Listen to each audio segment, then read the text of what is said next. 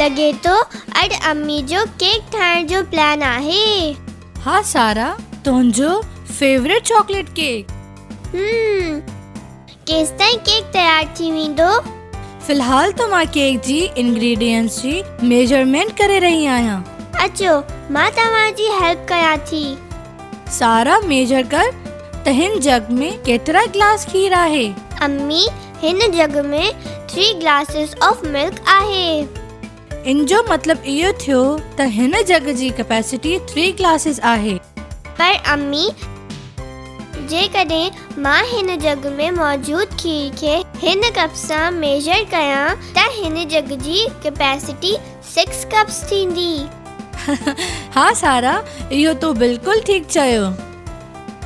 Liquid खे major करण जे लाइ standard units of capacity litre ऐं मिलीलीटर इस्तेमाल थींदा आहिनि। असां लीटर्स जे लाइ एल ऐं मिलीलीटर्स जे लाइ ml भी लिखंदा आहियूं।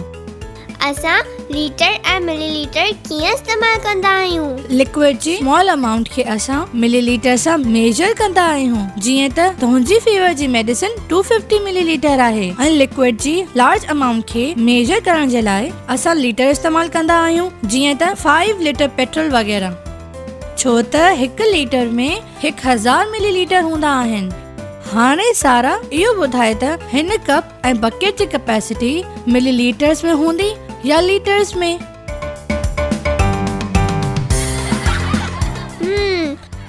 मुंहिंजे ख्याल में कप जी कैपेसिटी मिलीलीटर्स आहे ऐं बकेट जी कैपेसिटी लीटर आहे।